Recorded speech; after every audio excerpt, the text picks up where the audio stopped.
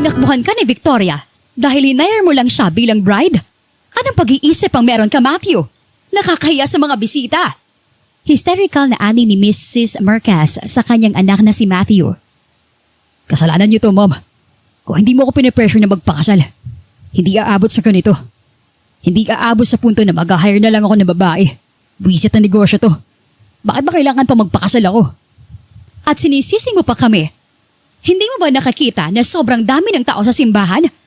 Gusto mo bang mapahiya ang pamilya natin? Do something, Matthew. Anong gusto mong gawin ko? Maghanap ako ng kung sino-sino dyan para matuloy lang ang kasal na to. Then make it happen. Wala akong pakailam kung sino man yan. Gumawa kayo ng paraan. Sumasakit ang ulo ko. Nagkakagulo ang isang pamilya habang nasa iisang kwarto sila. Puno na ng tao ang simbahan kung saan ikakasal si Matthew Marquez. Isang successful businessman at pressured sa pamilya na magpakasal para sa imahe ng kanilang negosyo. Ngunit, tinakbuhan ng bride na inarkila niya lamang. Gumawa kayo ng paraan. Ayoko masira ang pangalan ng pamilya natin. Siguradong maibabalita tayo agad nito. Can you please shut up, Mom? Ginagawa kong lahat ng makakaya ko. Pwede bang umalis na kayo rito? Gusto ko mapag-isa. At para ano? Takbuhan mo tong problema mo. Sinasabi ko sa'yo, Matthew, hindi pa tayo tapos dahil dyan sa pagsisinungaling mo sa amin. Hindi ko alam kung anong sasabihin ng lolo mo sa'yo kapag nalaman to. I don't care, Mom. Bahala kayo kung anong gusto niyong isipin sa akin. Sinabi ko naman sa inyo na ayoko magpakasal. Mapilit kayo. Wala rin akong pakailam, Matthew. Ang isipin mo yung ngayon. Gumawa ka ng paraan habang hindi pa nagsisimula ang kasal mo. Sobrang sakit na ng ulo ni Matthew habang kausap niya ang ina. Puro sermon ang inabot niya rito. Lalo na at nakasalalay ang pangalan ng pamilya nila rito. Huwag mong subukan tumakbo, Matthew, ha? Talagang aalisin ko lahat ng mana mo. Tumatakbo ang oras, kaya umisip ka ng paraan habang nagtitimpi pa ako. I know. Hindi mo naman kailangan paulit-ulitin. Hindi na ako bata. Nasaan na ba tong si James? James, asikusuhin mo tong boss mo. Hindi ko na kayang kausapin to, ha? Sumasama lang ang loob ko. Galit na lumabas si Mrs. Marquez habang hinahanap si James, personal secretary ni Matthew. Hindi alam ni Matthew kung paano napunta sa ganitong sitwasyon. Sa kanyang pagkakatanda, nagbayad na siya ng milyon-milyon kay Victoria Herrera, ang hired bride na tinakbuhan siya. Sir Matthew, anong gagawin natin? Nakapatay ng cellphone ni Ma'am Victoria. Kanina ko pa siyang tinatawagan pero talagang cannot be reached na. Sigurado ka bang tamang number? Sure na tamang number niya. At sigurado rin ako, sir, na tinakbo na nun ang pera niyo. Wala akong pakailam kahit milyon-milyon pa ang nakuha niya. At hindi na ibabalik sa akin. Dahil ngayon ang importante, James. Hindi pwedeng masira ang pamilya namin nang dahil sa babaeng yun. Sapagkat milyon ang hinihinging kapalit ni Victoria para sa kanyang pagkapanggap bilang bride ni Matthew. Kaso, hindi niya alam kung anong rason nito bakit ito tumakbo. Kahit na nabayaran niya ito. Anong gusto niyong gawin ko, sir? May magagawa ba ako? Nag-aapoy sa galit si Matthew kahit na naka-aircon naman sila. Hindi pa nagsisimula ang seremonya pero pawis na siya. Kasunod doon ay ang pagsilip niya sa labas. Laking gulat niya nang makita si Celeste Soriano. Ang crush na crush niya noong college. Pero minsan na siyang binasted nito. I think I found someone. Sino, Sir Matthew? That woman. Itinuro niya si Celeste at agad naman itong naintindihan ni James. Hintayin niyo ako, sir. Sasabihin ko lang din kay madam ang tungkol dito. Tumakbo si James palabas at kinakabahan siya. Halos 5 taon niya na hindi nakita si Celeste. Pero parang bumalik na naman ang pagtingin niya rito. Minsan na niyang kinalimutan ang dalaga. Pero nahihirapan talaga siya kapag nakikita niya ito. Teka, ano bang ginagawa niyo? Bakit niyo ba ako hinihila? Saan niyo ba ako dadalhin? Sumunod na lang kayo, ma'am. Importante to. Kahit nag-aano pa ka-importante, wala akong pakialam. Pwede bang bitiwan mo na ako? Celeste. Natigilan si Celeste nang marinig niya ang pamilyar na boses. Hindi siya pwedeng magkamali at laking gulat niya na makita nga ito sa harapan niya. Matthew, anong kailangan mo sa akin? Inirapan niya ito dahil hindi niya ito malilimutan. Ang lalaking binasted niya noon dahil sa pagiging babaero nito. I know it sounds crazy, but can you please marry me, Celeste? Ha? Marry you? Anong kalokohan to, Matthew? Nagpapatawa ka ba? Mukha ba ako nagbibiro? Tumaas ang kilay ni Celeste nang marinig niya ang sinabi nito. Bakit siya nito aalokin ng kasal? Ganun pa man, ay ngayon lang ulit sila nagkita. Kailangan mong pakasalan ako, Celeste. At bakit kita pakakasalan? Dahil iniwan siya ng bride niya. Napatingin si Celeste sa pinto nang bumukas iyon. Bumungad ang lolo at lola ni Matthew na kanina pa naghihintay sa labas. Dahil 20 minutes na lang at kailangan na nilang lumabas.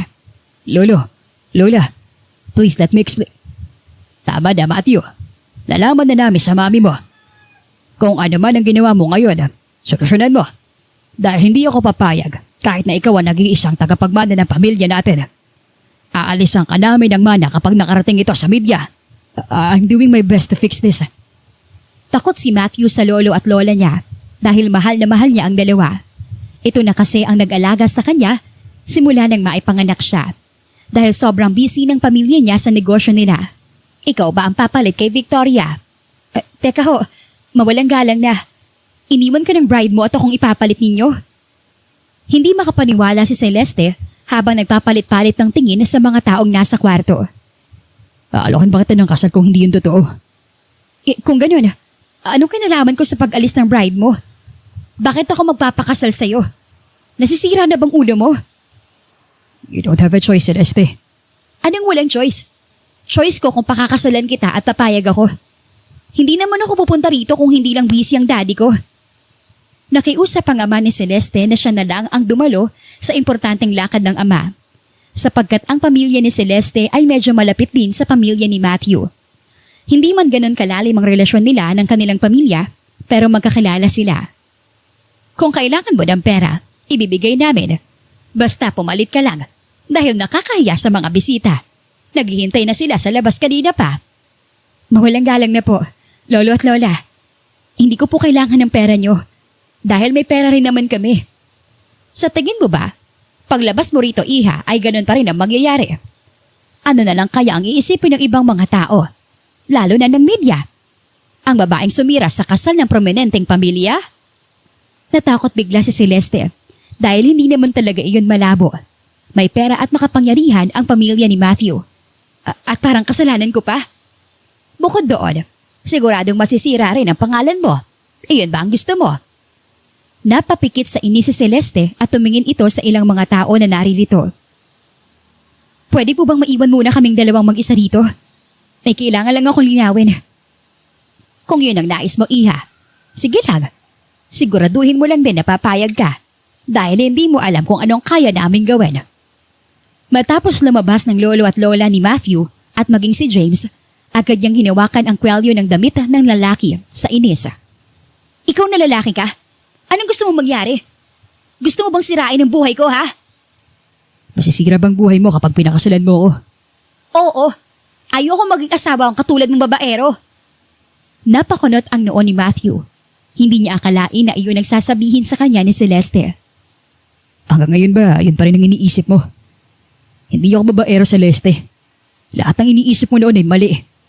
Kung ano man ang nakita mo noon, sigurado ako nagkakamali ka lang. Huwag mo nang ibalik ang nakaraan, Matthew. Tapos na yun at binasted na kita. Hindi na ulit ako magpapakatanga pa. Dahil ayoko masira ang buhay ko nang dahil sa maling desisyon. Do you think I will let you get out of here? Sa tingin mo ba, makakatulog ka pa nito kung malaman nilang tinakbuhan mo ako? Kalokohan, Matthew. Kalokohan naman na hindi nila kilala ang bride mo. Sino naman na magpapakasal na hindi kilala ang bride? Hindi nga. It's a surprise, Celeste. Halos makagat ni Celeste ang labi niya sa inis. Paano siya tataka sa sitwasyon na ito? Ano na ngayon? Nakapag-isip-isip ka na ba? Teka nga, anong sasabihin ko nito sa daddy ko? Dumalalong ako ng kasal, tapos mamaya pag uwi ko ay kasal na ako? Sa tingin mo ba ganun lang yung kadali? Natawa si Matthew sa sinabi nito, sapagkat wala na siyang choice. Kaya naman agad siyang kumatok sa pinto at bumungad si James. Ang gown, i-ready mo na. Yes, sir.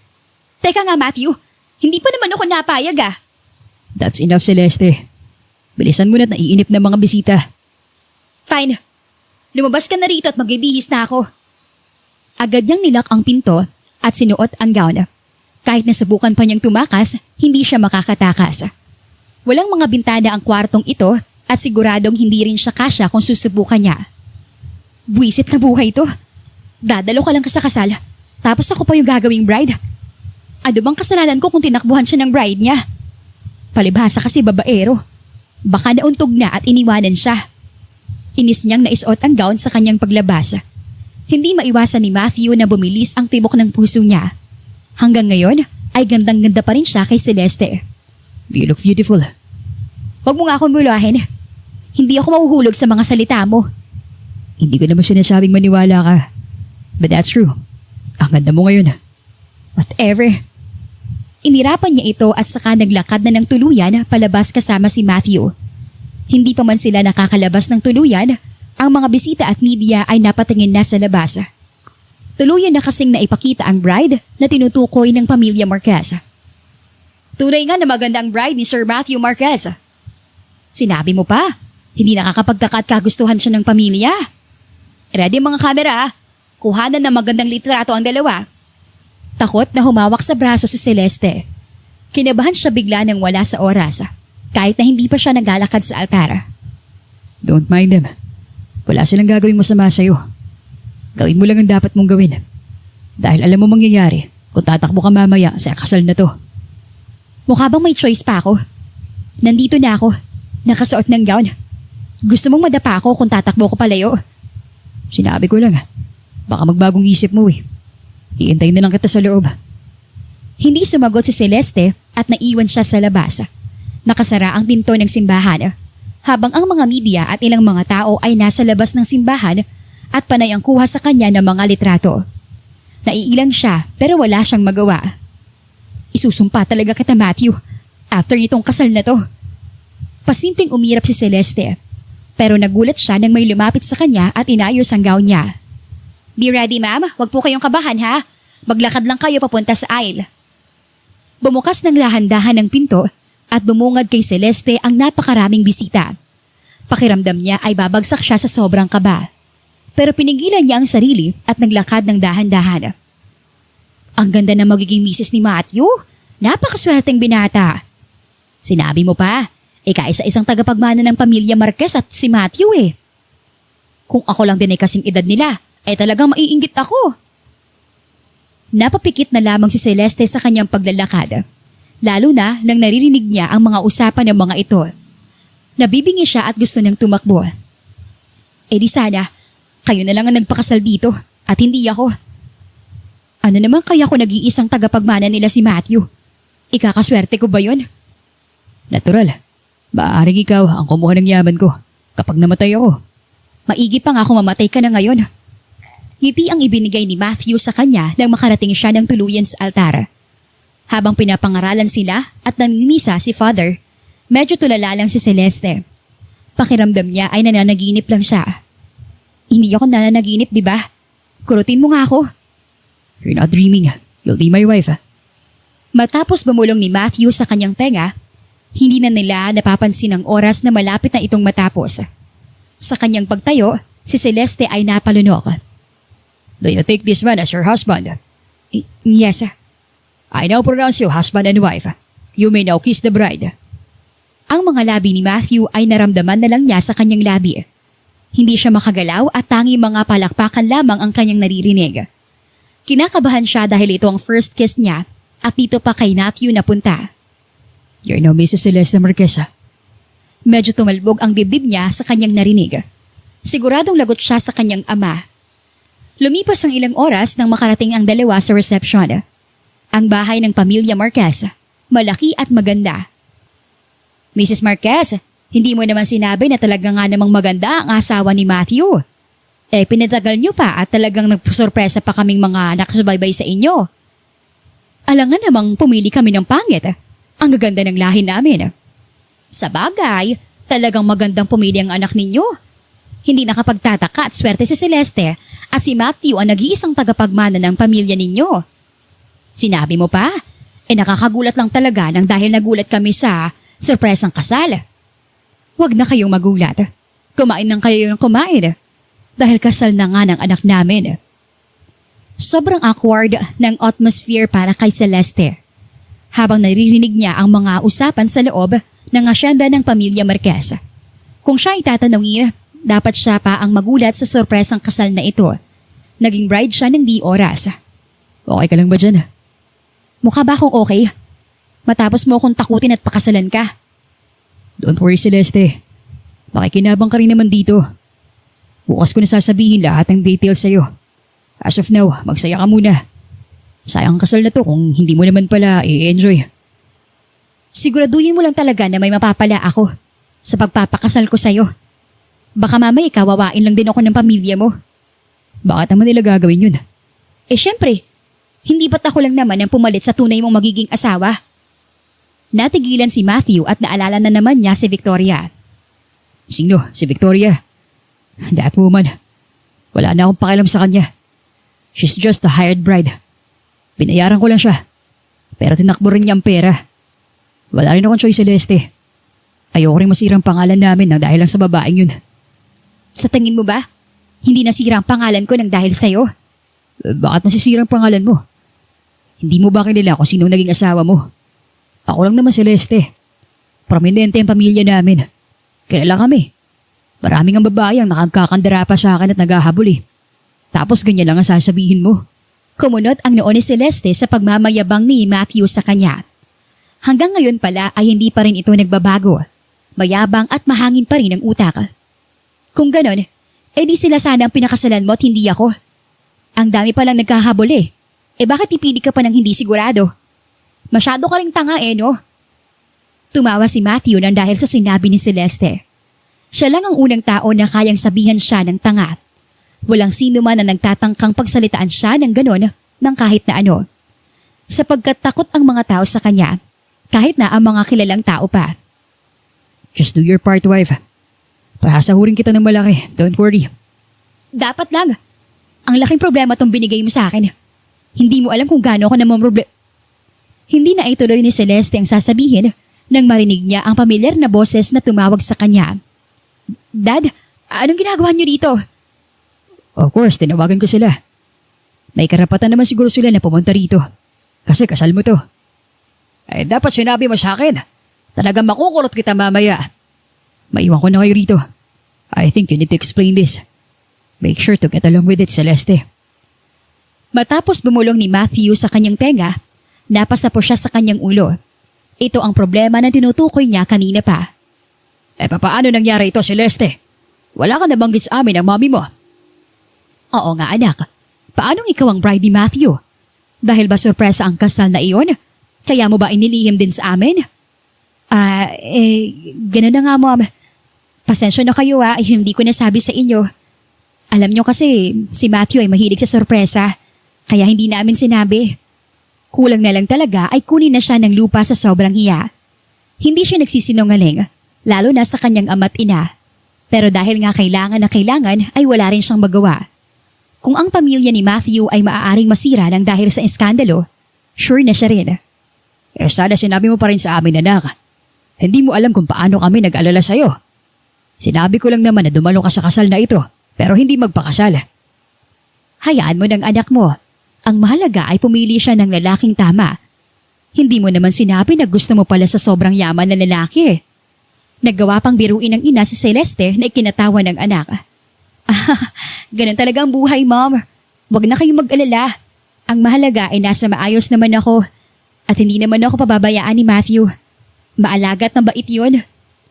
Gusto niyang kainin ang lahat ng sinabi niya tungkol dito. Kaso, paano niya yun gagawin? Nagpapanggap nga siya na misis nito. Happy na rin kami kung gano'n, anak. Alam mo naman na ikaw lang din ang unang kaihan namin. Kapag sinaktan ka ni Matthew, magsumbong ka sa akin ha. Hindi ko siya mapapatawad. I will, Dad. Halika na sa labas. Kanina pa nagugutom si Celeste, kaya niyakag na niya ang kanyang ama't ina na lumabas na ng kwarto. Napakaganda rin ang suot ni Celeste at kahit na kay Victoria ang mga gamit na suot-suot niya ngayon, hindi na yun mahalaga. Sa bawat oras na lumilipas, nagkausap naman ang parehas na pamilya. Hindi alintana kung biglaan ang kasal. Basta ang alam nila ay masaya silang parehas. Sa katunayan ay gustong-gusto na nila nga magpakasal si Matthew. Dahil nasa edad na nga itong 30 at wala pa rin itong anak. Kaya pilit nila itong pinaghahanap ng babae na makakasama. Dahil ang lolo at lola niya ay matanda na. Gusto rin na makita siyang masaya at kasama ang sariling pamilya. You look tired. Pagod na talaga ako. Kanina pa ako nag-iintindi sa mga bisita mo. Bisita natin. Okay, fine. Bisita natin. Gusto mo bang magpahinga na? Halika, sumunod ka sa akin. Paano sila? Itinuro ni Celeste ang mga bisita. Hindi naman na ganun karami dahil ang iba ay umuwi na rin. Let them. Uuwi na rin yung mga yan. Tapos na rin naman tumamaya at expected na rin nila na pagod na tayo. Okay. Sumunod si Celeste kay Matthew at naglakad sila papunta sa bahay nito. Kahit ang event ay sa hacienda, ngunit hindi ito sa mismong bahay nila ginanap. Sa kabilang bahay nila sa hacienda. Pagpasok pa lang ni Celeste sa bahay, halos mamangha siya sa laki nito at ganda. Congratulations, Termacho at Ma'am Celeste! Binati sila agad ng mga katulong sa mansyon nang pumasok sila. Nahihiya namang nginitian ito ni Celeste. Dito ba tayo titira? Bakit? Ayaw mo ba? Ang yaman mo talaga, no? Ikaw lang mag-isa rito? Hindi. Nandito rin sila mama at dad. Kaso hindi rin sila nag-stay sa bahay. Kaya kadalasan ako lang talaga nandito. Busy ang mga yun sa mga business trip at minsan lang kung umuwi. Di ikaw nga lang na nandito. Tinunguhan lang siya ni Matthew at hindi niya alam ang sasabihin. Masyado kasing hinahangin ang isip ni Celeste nang dahil sa mga nakikita niya. Paintings, figurines, vases, and flowers. Ang lalaki pa at talagang kapansin-pansin. Hanggang sa umakyat sila sa second floor at isang kwarto ang pinasukan nila. Salamat at makakapagpahinga na rin ako. Humiga siya at naramdaman ang lambot ng kama. Ikaw, saan ang kwarto mo? Anong saan? Ito ang kwarto ko. Kung ganun, saan ang kwarto ko? Natural, Celeste. Ito rin ang kwarto mo. Ala ka naman mag-separate tayo ng kwarto. Mag-asawa tayo, hindi ba? Ano? Ayoko! Hindi ako papayag! Biglang napabangon si Celeste nang marinig niya ang sinabi ni Matthew. Anong hindi ka payag? Baka nakakalimutan mo na kasal ka na sa akin. Alangan naman sa separate kwarto kita pa tulugin. Anong gusto mong isipin ng mga katulong sa amin? Bakit ba kasi kailangan pang magkasama sa kama? Pwede bang hati na lang tayo sa kama? Doon ka sa kanan at ako naman sa kaliwa. Huwag mo rin akong tatangkaing yakapin Sisipain talaga kita. Inis na humiga ulit si Celeste at ramdam na niya ang pagod. Masakit na rin ang paa niya simula kanina. At ngayon na nga lang niya ito na stretch ng ayos. Don't worry. I won't do anything. Unless you want me to. Leche, tigilan mo nga ako. Huwag mo na rin akong istorbohin at matutulog na ako. At least wear these pajamas para makatulog ka ng ayos. Sinunod na lamang ni Celeste ang nais ni Matthew. Pagkatapos nun, ay humiga na rin siya ng kama at unti-unting nakatulog. Hindi na rin niya namalaya na si Matthew ay nasa tabi niya at nagawa siyang halikan nito sa noo. I didn't expect you to be my misis on the spot. Parang binasid mo lang ako noon. But then, hindi mo alam kung gaano ako kasaya ngayon. May ngiti sa mga labi ng makatulog na si Matthew. Hinayaan na rin siya ng mga magulang niya kanina na umalis sa venue. Ang mahalaga ay napakita na nila sa mga tao na may balak talaga si Matthew na mag-asawa at magkapamilya. Kinabukasan, hindi maiwasan ni Celeste na kumunot ang noo niya at tumaas ang kilay habang kausap si Matthew. Pinag-uusapan kasi nila ang dapat na gagawin, lalo na kasal na sila. Alam mo, ang dami mong gusto. Sa tingin mo ba kaya ko yung mga pinagagawa mo? Baka nakakalimutan mong kasal ka na sa akin. Alangan naman na hindi natin gawin ang mga ginagawa ng mag-asawa. Hayaan mo, ibigyan naman kita ng pera. May mapapala ka naman sa akin. Kahit na makilala rin ang negosyo namin. Nagawang biruin ni Celeste si Matthew. Palibasa ay hindi ganun kakilala ang negosyo nila at kumpanya. Simple lang ito at hindi tulad ng kanila. Kilala at trusted ng mga tao. Kung yun lang palang nais mo, madali lang yan. Siguradong sasabog ang investors niyo yan. At kapag ba nagawa ko yun, gagawin mo ng gusto ko. Hindi makapaniwala si Celeste at panay lang ang tango niya. Hindi niya alam kung bakit bigla siya naging masaya. Sure ka? Walang bawian Basta gawin mo rin ang role mo, Celeste. Madali lang yan. Holding hands, yakap at pagpapanggap lang pala sa harap ng media eh. Kayang-kaya ko yun. Proud na proud siya na para bang kanina lang ay ayaw niyang pumayag kay Matthew. Sure ka? Sure ka bang kaya mo? Para may kulang pa. Anong kulang?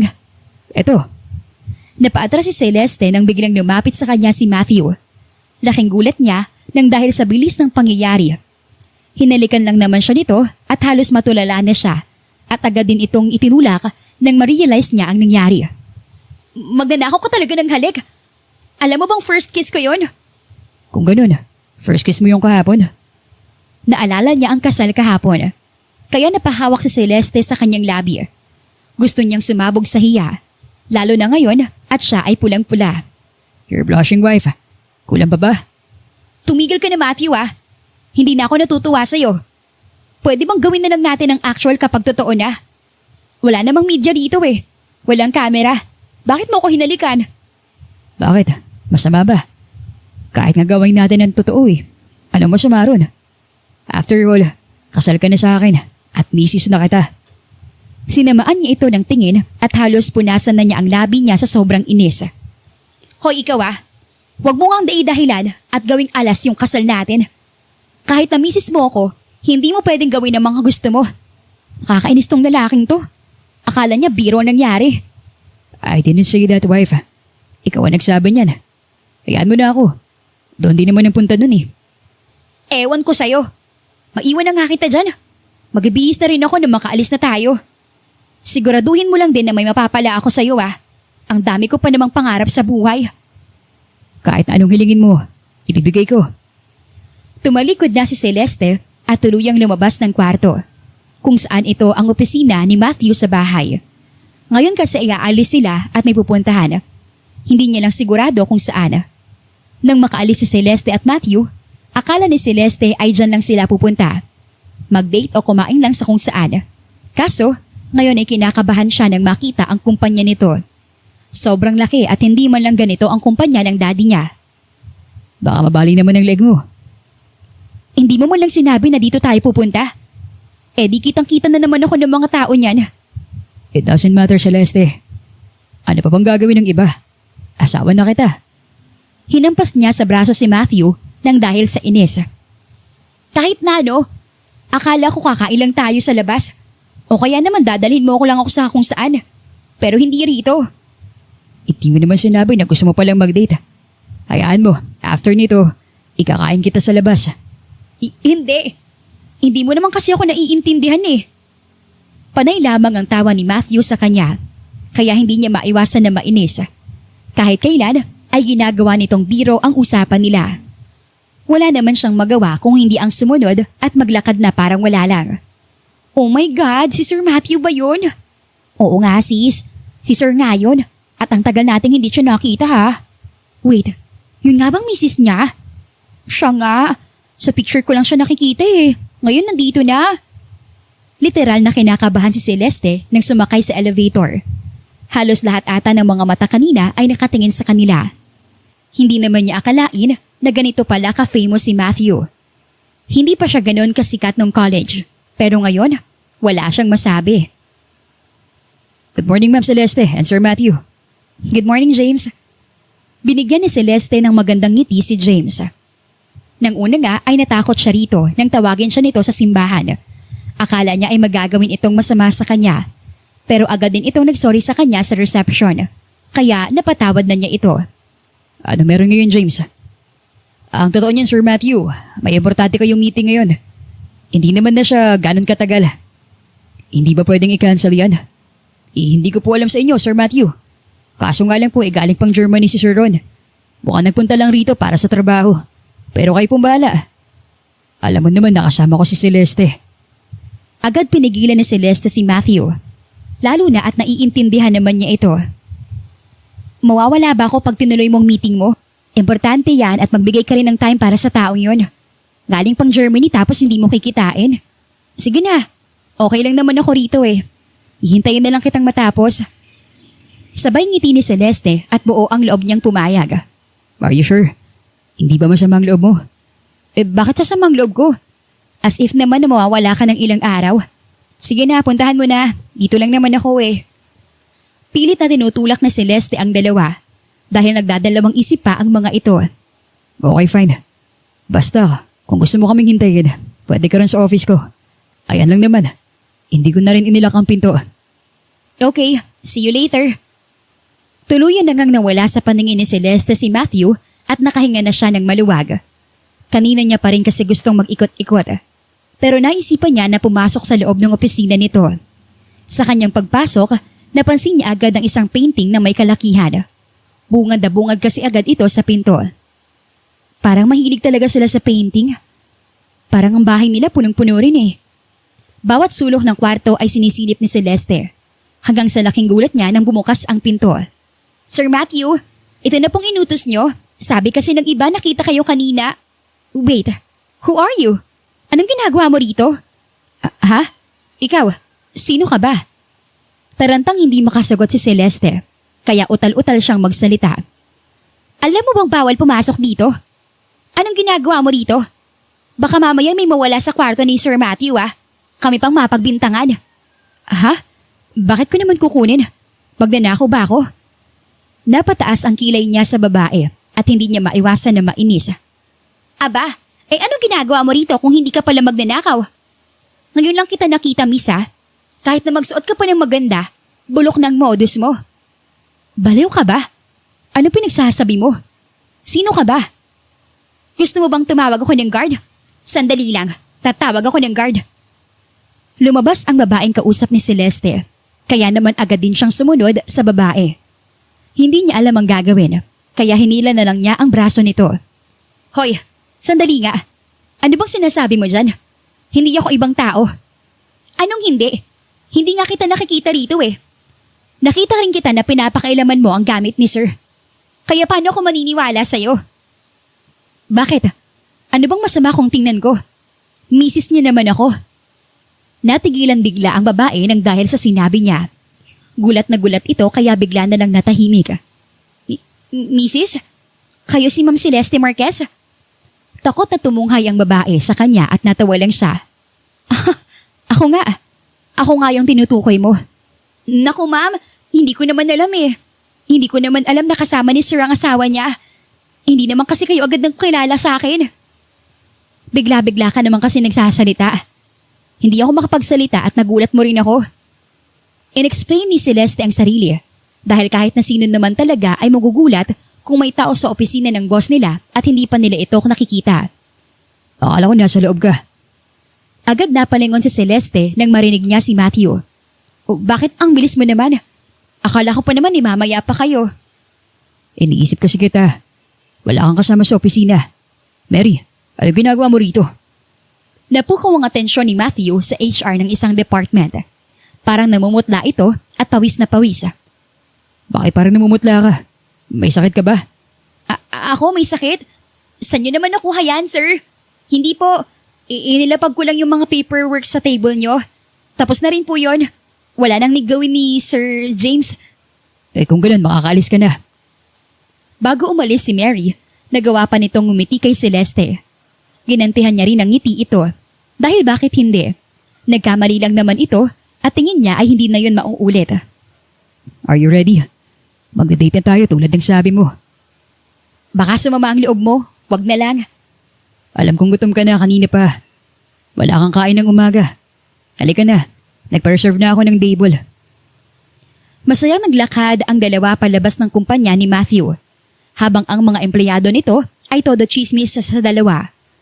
Minsan pa nga ay nakuhanan sila ng litrato. Lalo na ngayon at nasa labas sila. Sa kanilang pag-alis, hindi alam ni Celeste at Matthew na may nakasunod na sa kanila. Photojournalist at reporter. Sapagkat nakulangan sila sa mga pinost nilang pictures sa media. Dahil hindi rin sila allowed sa asyenda ng pamilya Marquez. Lumipas ang kalahating oras at isang restaurant ang tinigilan nila. Naka-reserve na ang isang lamesa at tanging uupo at kakain na lang sila. This way, Sir Matthew. Isang lalaki ang nag-assist sa kanila. Nakaredy na rin ang mga pagkain at halos maglaway na si Celeste sa gutom. Kanina niya pa talaga gustong kumain. Alam mo, kanina ko pa talaga gustong kumain. Buti na lang talaga't inulok mo kung lumabas. Nahiya naman ako sa'yo eh. Gusto mo mag-date tayo. Huwag kang assuming dyan. Nananaginip ka na naman ng gising, Matthew. Masayang-masaya si Matthew sa mga kuhang litrato ng mga nagmamasid at si Celeste naman ay busy lang sa pagkain ng lasagna. Wala silang ideya na ang mga litratong ito ay nakarating na sa isang tao na ngayon ay nagluluksa.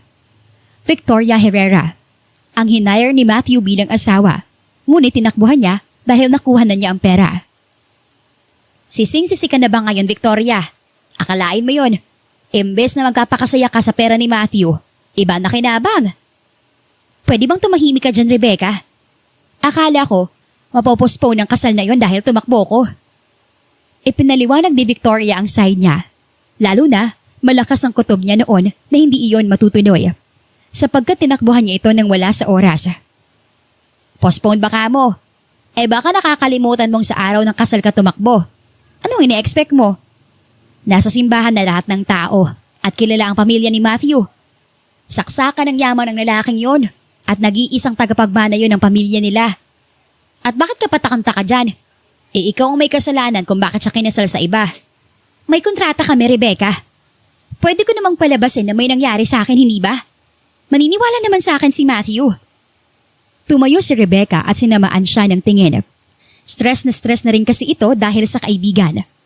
Kasalukuyan kasing kay Rebecca siya nakatira at halos 8 oras ang biyahe para makarating mismo sa Maynila kung saan nakatira si Matthew. Tumigil ka na, Victoria. Ano pang hahabulin mo kay Matthew? Ikaw ang tumakbo. At saka sino bang Celeste na yun? Kilala mo ba yun? Hindi. Hindi ko kilala ang babae na yun. Sigurado ako na binayaran lang din yun ni Matthew tulad ko. Binayaran? May binayaran ba na ganun ka-sweet? Palagi silang nasa public at minsan pa nga magka-holding hands at nagde-date. Hindi. Hindi totoo yun. Ilang beses ko bang uulitin na peke ang mga yon? Galit na sumigaw si Victoria at halos masira ang mga gamit ni Rebecca. Kaya agad siyang hinilan ni Rebecca sa braso at may kalakasang tinulak. That's enough, Victoria. Wala kang karapatan na sirain ang gamit ko. Una sa lahat, nakikitira ka lang dito. Galit na nanilisik ang mga mata ni Rebecca sa kaibigan. Simula na makiusap itong dito titira, naghari-harian ito bigla. Gusto na siya lang ang masusunod sa kanilang dalawa. Dahil ubos na rin ang kanyang pasensya, hindi na niya natiis ang kaibigan at nahila at naitulak ng wala sa oras. Baka nakakalimutan mo rin na nagbabayad ako. Sobra-sobra pang binayad ko sa'yo para lang sa pagtira ko rito. Yun ba ang katawiran mo? O pwes, lumayas ka na rito. Ayoko makita ang mukha mo rito. Wala ka ng pera, Victoria. Inubos mo ng lahat ng pera mo sa sugal. Palibas ay adik ka. Adik ka. Hindi na napigilan ni Rebecca ang sarili na sumigaw. Nang dahil sa pera na nakuha nito kay Matthew, mas lalo itong naadik. Noon naman ay natitiis nitong hindi maglaro ng mga sugal o kaya pumunta sa mga kasino. Kaso, nang magkapera ito ng malaki, isinugal niya ang lahat hanggang sa naubos yon na parang mula.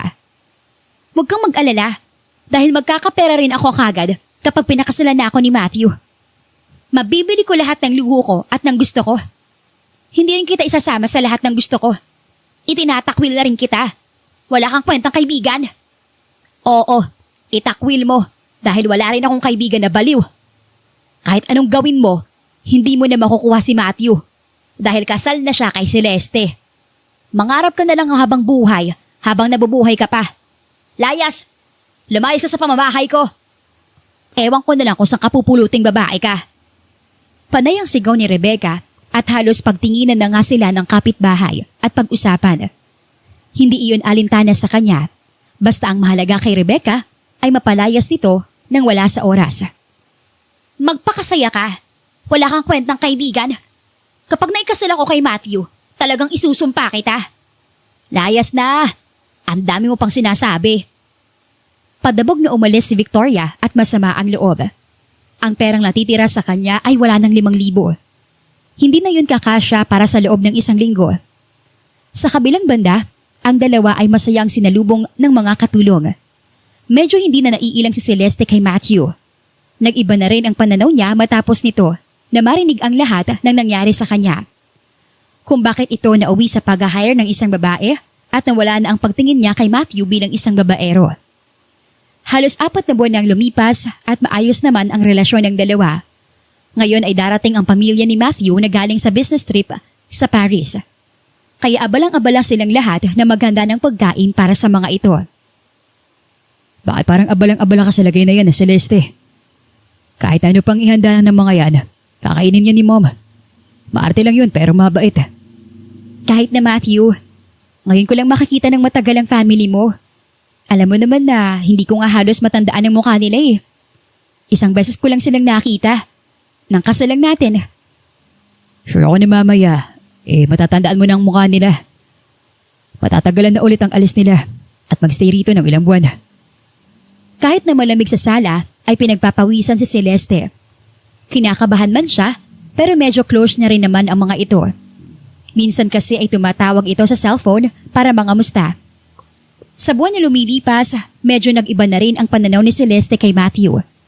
Ibang-iba kasi ang Matthew na nakilala niya noon sapagkat naisip niya na 5 taon na rin naman ang lumipas nang magkita sila. May nagbago man, pero alam niya na ang kagwapuhan nito ay hindi nagbabago. Sabi ko na nga ba at dito yung naaamoy ko? Tamang-tama, gutom na rin kami. Agad sinalubong ni Celeste ang ina ni Matthew. Niyakap niya ito at saka nagmano. Tama lang talaga na ikaw ang naging misis ni Matthew. Napaka-sweet na bata. Sana pala, noon pa lang pinakilala ka na sa amin. Natatawang hindi makasagot si Celeste habang kausap ang ina ni Matthew. Kamusta ang business, Mom? Tanong ni Matthew habang kinakamusta ang ina. Ayos lang, medyo nakakapagod lang mag-travel eh. Kayong dalawa, kamusta kayo? Wala ba kayong balak? Kumunot ang noo ni Celeste. Hindi niya magets ang sinabi ng ina ni Matthew. Ano pong walang balak? Mag-anak syempre. Bakit ba hindi pa kayo mag-anak? Biglang naubo si Celeste sa sinabi nito at gulat na gulat. Hindi niya in-expect na iyon pala ang tinutukoy nito. Anak po, bakit kami mag-aanak? Hindi makapaniwala si Celeste, kaya nagtanong na siya. Why don't you act like one? Parang okay naman kayo ni Matthew. Hindi ko na nga maisip na substitute bride ka lang eh. Isipin mo na kasal ka na kay Matthew. Walang divorce sa atin, kaya hindi kayo pwedeng maghiwalay. Hahantingin kita kahit saang lupalop ka pa pumunta. Napatingin si Celeste kay Matthew. Chill na chill lang ito sa usapan, na para bang wala lang sa kanya ang sinabi ng ina. Why are you looking at me? Ikaw lang yung inaantay ko, Celeste. Anytime na gusto mo, pwede naman. Pinanlakihan niya ng mata si Matthew. Pakiramdam ni Celeste ay namumula siya sa hiya. Hindi niya iniisip ang mga ganong bagay kasi masaya naman siya sa bahay at masaya siya na tumulong sa bahay nila. Kasama ang mga katulong at minsan si Matthew. That's good to hear. Ayun naman pala eh. Go for it. Gusto na namin ng apo. Huwag na tayo magkahiyaan pa. Nandito na rin naman tayo. Baka mamatay kami ng maaga at hindi namin maabutan ang mga apo namin. Sige na, Celeste. Pumayag ka na. Hinawakan ni Mrs. Marquez ang kamay ni Celeste. Medyo nagpapakyut pa nga ito at medyo natawa si Celeste sa inakto nito. Noong una ay nakakatakot ito, aminado siya. Kaso ngayon, halos nagbago na talaga ang tingin at pananaw niya sa mga ito. Huwag mong intindihin ng mami mo. Hayaan mo naman na sila. Malalaki na ang mga yan. Biglang sumingit ang ama ni Matthew. Kakatapos lang nitong lumabas sa kwarto. May dala-dala pa nga itong plastic na inabot sa katulong. Ayan ka na naman. Kapag hindi natin kinausap itong dalawa, mamamatay tayo na walang apo niyan. Ako gusto ko na. Natural. Nagtatalong maigi si Mr. and Mrs. Marquez nang dahil sa apo. Masayang pinagmamasdan ni Celeste ang dalawa at hindi niya alam na kanina pang nakatingin sa kanya si Matthew. Natandaan niya ang mga oras na gustong-gusto pa niya si Celeste noon. Ngayon ay mahal na niya ito. Hindi na siya magde-deny pa. Matapos kumain ng mga ito, agad din namang dumiretso si Celeste sa kwarto nila ni Matthew. Tangkang isasara niya na ang pinto nang may isang taong pumigil dito. Matthew, akala ko ba may gagawin ka? Kaya nga, meron nga. Oh, bakit ka umakyat dito? Akala ko ba nasa office ang gagawin mo? Takang napatanong si Celeste at nakataas ang hilay. Alam niyang may gagawin siya sa trabaho At iyon ang narinig niya kanina kay James. I have important matters here. Tulad ng ano? Kakaiba ang mga titig ni Matthew at bigla na lang nailang si Celeste at hindi niya alam kung bakit. Why are you looking at me like that? Hindi ka nakakatuwa, Matthew ah. Tangka siyang tatalikod. Pero hinila siya ni Matthew at saka niyakap. Is it okay for you? Should we do it? I'm still waiting, Celeste. Biglang kinilibutan si Celeste sa narinig niya. Hindi niya alam kung okay lang ba. Lalo na ngayon at okay naman na sila. Are you waiting for me to say yes? Of course. Baka kita pipilitin kung ayaw mo. I don't want you to hate me. Ayokong tingnan mo na naman ako na bilang babaero. I swear to God, mali ka nang inaakala sa akin. You're my wife now, Celeste. There's no turning back. Matapos nun, laking gulat nga nang halikan siya ni Matthew. Mapusok at nag-aalab. Hindi alam ni Celeste kung ano ang gagawin. Basta ang alam niya, isinabit na lang niya ang kanyang kamay sa leeg nito at hinayaan si Matthew sa nais niya. This will be a long night. Bulong ni Matthew habang bitbit si Celeste papunta sa kama. Please be gentle. Nahihiyang saad ni Celeste at medyo natawa naman si Matthew. Pinagtatawanan mo ba ako? Ano ngayon kung virgin ako? You're too cute, wife. Bakit kita pagtatawanan? Today onwards, you'll be mine forever. Nagpatuloy ang dalawa sa balak nila. Naisip ni Celeste na wala namang masama dahil wala rin namang divorce sa kanila at mamamatay siyang Marquez. Maayos din naman ang relasyon nila ni Matthew, so bakit pa siya mag-iinarte? Nang gabing iyon, natupad na nga ang hiling ng ina ni Matthew. Mas lalong nagkamabutihan ang dalawa sa nangyari ng gabing iyon. Kinabukasan, kinakabahan ang mga katulong nang makita nila ang news na kumakalat ngayon. Tulog pa kasi si Matthew at Celeste sa kanilang kwarto. Ngayon ay si Mr. and Mrs. Marquez pa lang ang gising at inis na inis sa nangyayari. I knew it! Mukhang pera ang babae na yon. How dare she do that? Sinisira niya ang pangalan ng pamilya natin. Kumalma ka muna. Maayos din natin ito. Kumalma? After niyang tumakbo, ngayon ay sasabihin niya na siya ang tunay na asawa ni Matthew. Buti na lang at hindi sila nagkatuluyan ng anak natin. Kung hindi, siguradong mawabahira ng masamang ugali ang pamilya na ito. Lumalabas tuloy ang sungay ko. Galit na napaupo ang ina ni Matthew sa sofa nang makita ang balita. Ngayon tuloy ay usap-usapan na sila ng media at nakita ang pababa si Matthew at Celeste. Pero mas kinagulat niya na makita ang isang bagay na tinatago ni Celeste. Kiss mark sa kanyang leeg. Hindi iyon nakaligtas sa ina ni Matthew at biglang nawala ang sakit sa kanyang ulo. Let me hug you, anak. I am so happy kahit na masakit ang ulo ko. Niyakap ni Celeste si Mrs. Marquez kahit na medyo lutang pa siya. Masakit ang katawan niya at hindi pa masyadong nakakilos. Pakiramdam niya ay nabali ang mga buto niya nang dahil sa nangyari. Ang aga-aga mo, bakit masakit ang ulo mo? Uminom ka na ba ng gamot? Nag-aalalang tanong ni Matthew sa ina at agad nagbago ang aura nito. You need to see this, Matthew.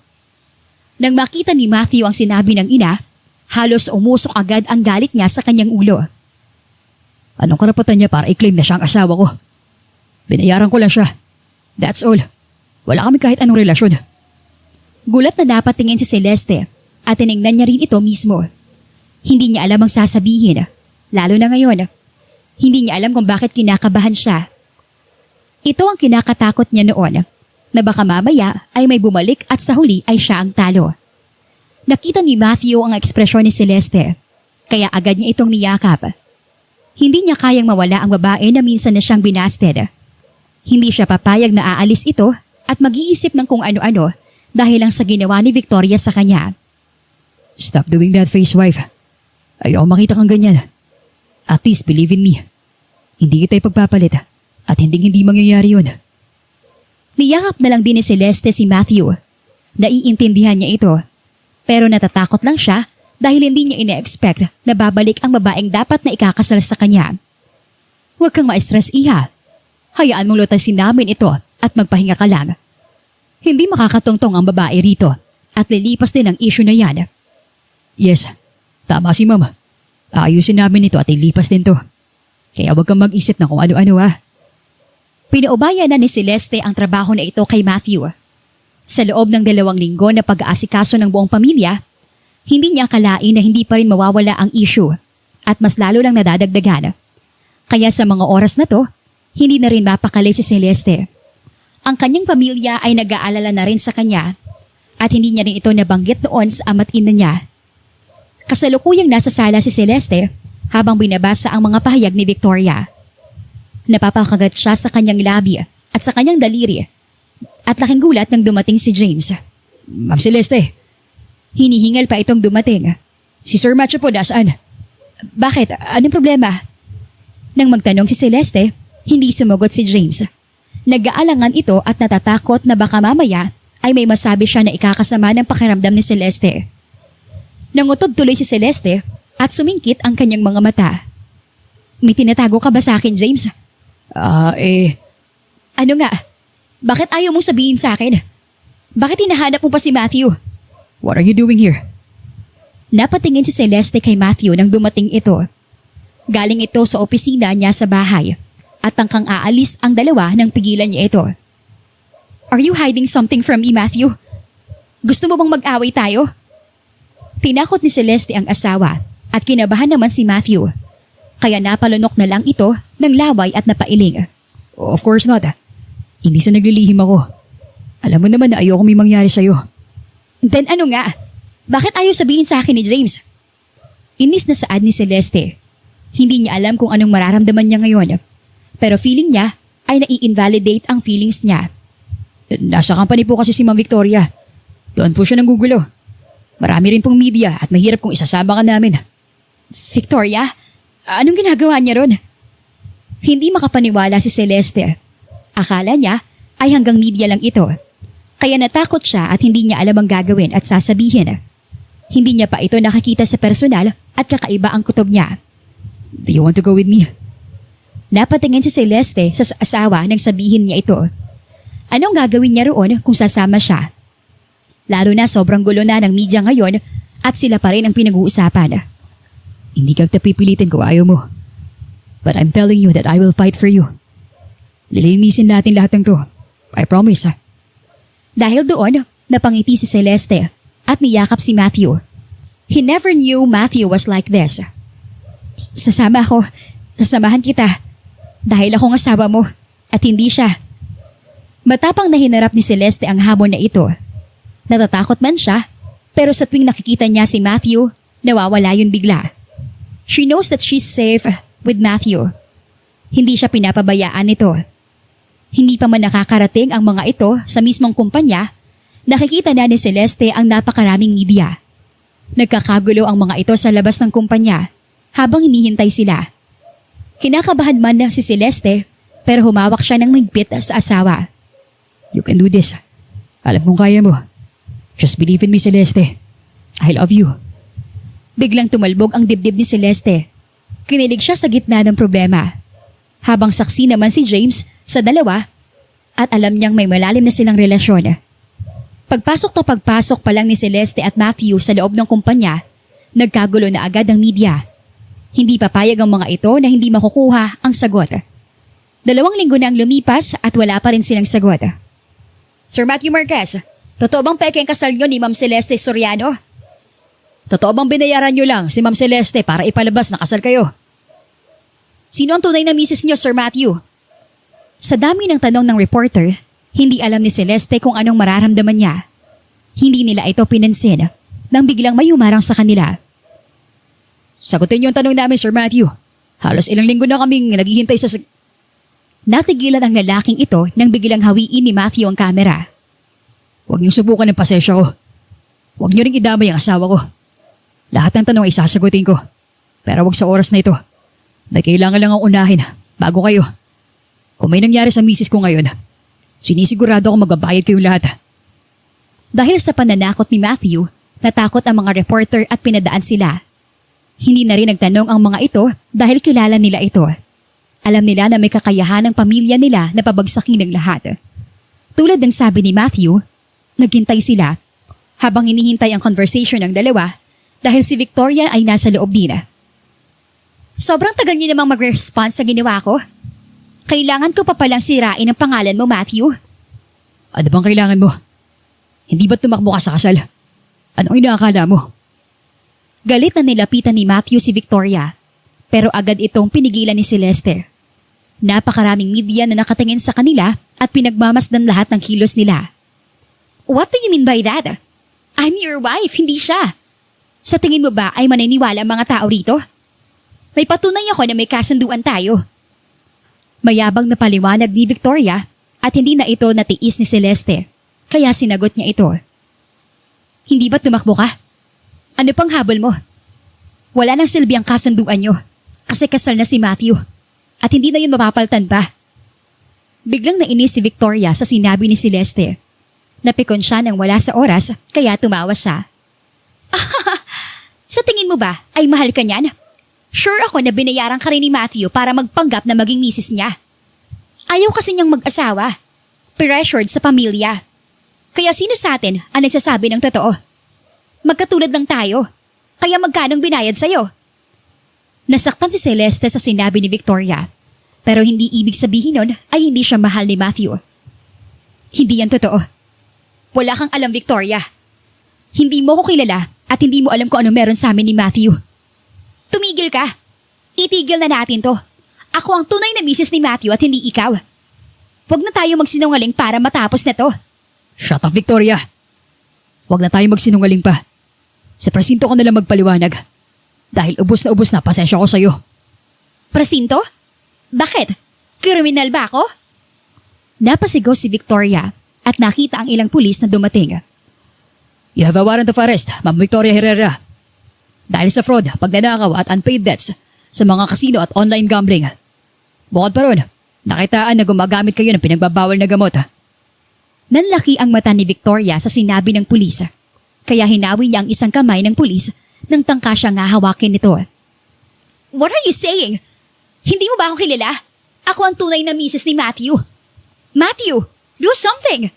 Huwag mong baliwalain ang kontrata natin. Huwag kang magpaniwala sa mga ito na may kaso akong ganito. Mukha ba akong ganon? Panay ang paliwanag ni Victoria, pero hindi na naniwala si Matthew.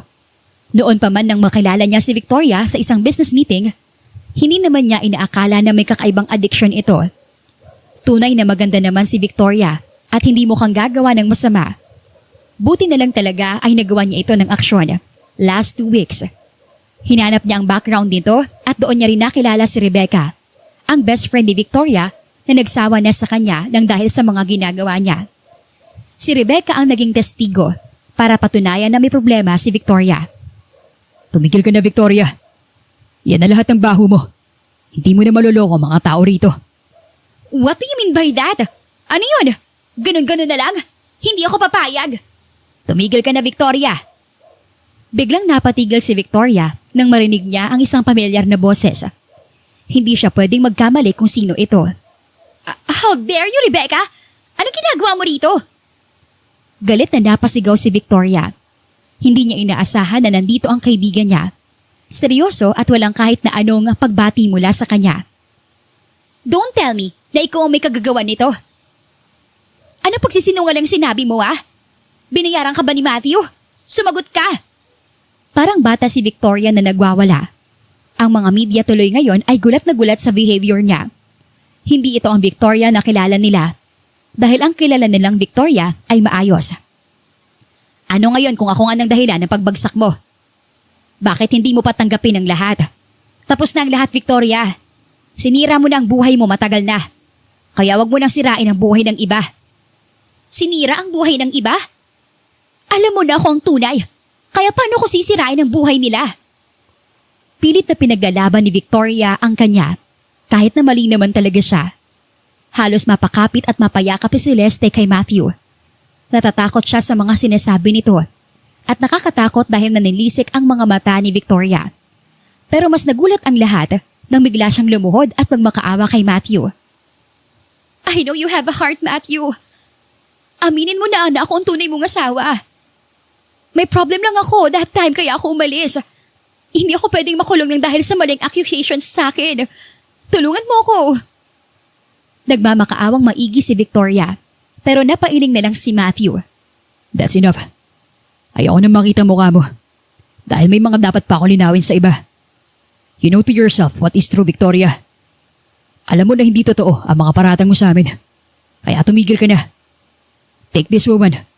Ayaw ko na makita siya. Siguraduhin niyo rin na hindi siya makakalaya. Utos ni Matthew at hinila na si Victoria. No! You can't do this to me! Hindi pwede! Hindi ako pwedeng makulong! Sinisigurado ko magbabayad kayo! Lalo ka na, Celeste! Naging usap-usapan tuloy si Victoria nang dahil sa behavior niya. Nakahinga naman ng maluwag si Celeste at Matthew dahil natapos na rin ang lahat. Hindi ko alam kung paano kita papasalamatan. You don't need to, Sir Matthew. Ginawa ko lang din ang dapat. Kaibigan ko si Victoria at naaawan na rin ako sa lagay niya. Hindi ko na rin kaya makita na ganyan siya. At sa totoo lang, ako ang binabalikan ng mga pinag-utangan niya. Dahil sa amin siya nakitira.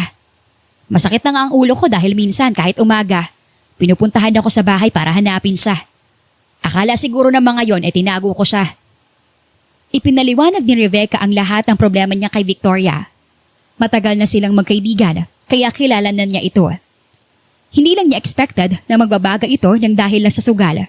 At dumating pa sa punto na gumagamit na rin ito ng pinagbabawal na gamot kapag stress na ito. Nakipag-ugnayan na rin siya kay Matthew dahil ayaw niya rin makita na ganito ang ginagawa ni Victoria. Pinapanalangin na lang niya na matingnan din ito nang sa ganon ay may pag-asa pang gumaling. Huwag kang mag-alala. Ipapadala ko si James. Siya nang bahala sa mga problemang naiwan ni Victoria. Ako na magbabayad. Ibibigay ko rin ang compensation mo nang dahil sa pagtulong mo. Biglang napailing si Rebecca. Hindi na, Sir Matthew. Hindi ko namang kailangan ng compensation sa inyo. Sapat na matulungan niyo ako sa utang ni Victoria. Nahihiya si Rebecca dahil hindi naman niya inaasahan iyon mula kay Matthew. Huwag ka nang tumanggi. Minsan lang to. Walang nagawa si Rebecca at nakangiting umalis. Kasabay nun ang paglapit ni Matthew at Celeste sa mga reporter. Handang-handa ang mga ito na kuhanin lahat ng impormasyon na kanilang sasabihin. Habang kinakabahan si Celeste na baka mamaya ay may masabi siyang mali. Pero ang kamay ni Matthew ay mahigpit na humawak sa kanya at nakaramdam siya ng ginhawa. Can you please clarify what happened, Sir Matthew? Lahat ng sasabihin ko ay pawang katotohanan lamang. Walang labis, walang kulang. Matapos ko tong ibahagi at sabihin sa inyo, inaasahan ko at namin na hindi nyo na kami guguluhin. Bilang CEO ng kumpanya na to, kargo ko ang lahat ng empleyado ko at pati na rin ang safety nila ay nakasalalay sa akin. Paliwanag ni Matthew habang ibinibigay ang statements niya. Victoria Herrera was actually my bride, or sabihin na nating hired bride. Ginawa ko lang yun dahil sa pressure ng mag-asawa bilang nag-iisang tagapagmana ng pamilya Marquez. Kung ganun, Sir Matthew, totoo nga na siya ang Mrs. Marquez? Tanong ng isang reporter. No. Paano siya magiging Mrs. Marquez kung ang tunay ay nasa tabi ko? Tinakbuhan ako ni Victoria sa araw ng kasal ko. And I found my wife, Celeste. She's my first love and I was in college. Pinasted niya lang ako. Natatawang ibinahagi ni Matthew ang karanasan niya nung college at hindi nila maiwasan na mapatingin sa dalawa. Hindi peke ang mga emosyon na yon at alam nilang tunay. Magkakilala kayo ni Ma'am Celeste? Yes. Magkabatch kami ng college at masaya ako na tamang desisyon ko. Victoria used to be my bride, pero hindi na ngayon. Me and my wife, Celeste, are in good terms. Soon enough, I will be having an heir. Nanlaki ang mata ni Celeste sa sinabi ni Matthew. Nahiya siya bigla at napaiwas sa kamera. Siniko na lang niya si Matthew at halatang halata ang pagtawa nito. Totoo po ba sinabi niya, Ma'am Celeste? Dahan-dahang napatingin si Celeste sa lalaki at napatango na lang sa hiya. See, kaya sana lahat ay klaro na sa inyong lahat. Hindi rin ako papayag na sirain yung pamilya namin. Matapos ang nangyari, naklaro ang lahat ng issues ni Matthew at ni Celeste. Lumabas na rin sa media ang lahat ng maling accusations sa kanila. Nakita kung paano kuhanin si Victoria ng mga pulis at ikulong. Habang si Matthew naman at Celeste ay nakatanggap ng samot-saring mensahe sa mga tao. Ang ilang doon ay mga kaklase nila noon na hindi makapaniwala na sila ang nagkatuluyan. Marami kasing nakakaalam na si Matthew Marquez ay may gusto kay Celeste Soriano. Isang simpleng estudyante noon na mahilig lang magbasa ng libro sa library. I told you, wife. I can handle this. Niyakap ni Matthew ang asawa at masayang hinalikan ito. Hindi pa man siya nakakauwi, pero nilalandi na siya nito. Matthew, isa. Baka may makakita sa atin. Nahihiyang tinakpan ni Celeste ang kanyang labi. Pero walang pakailam si Matthew at hinalikan pa rin ang asawa. At ipinakita sa lahat na kanya lang ito at walang sino man ang pwedeng umangkin. Sa hindi kalayuan, isang photographer ang nakakuha ng litrato nila. Agad itong pinost sa social media at agad ding nag-viral. Hindi pa man natatapos ang lahat, pero kitang-kita na ang masayang pagsasama ng dalawa. Totoo lang talaga na ito ang tunay na misis ni Matthew. Sa paglipas ng panahon, ang tagapagmana ng pamilya ay dumating na. Walang iba kung hindi si Marcus Marquez, anak ni Celeste at Matthew. Tuluyan na ngang naging mas masaya ang buhay nila at doon nasukat ang pagmamahalan nila. Ang babaeng binasted si Matthew noon ay misis niya na ngayon. Wakas,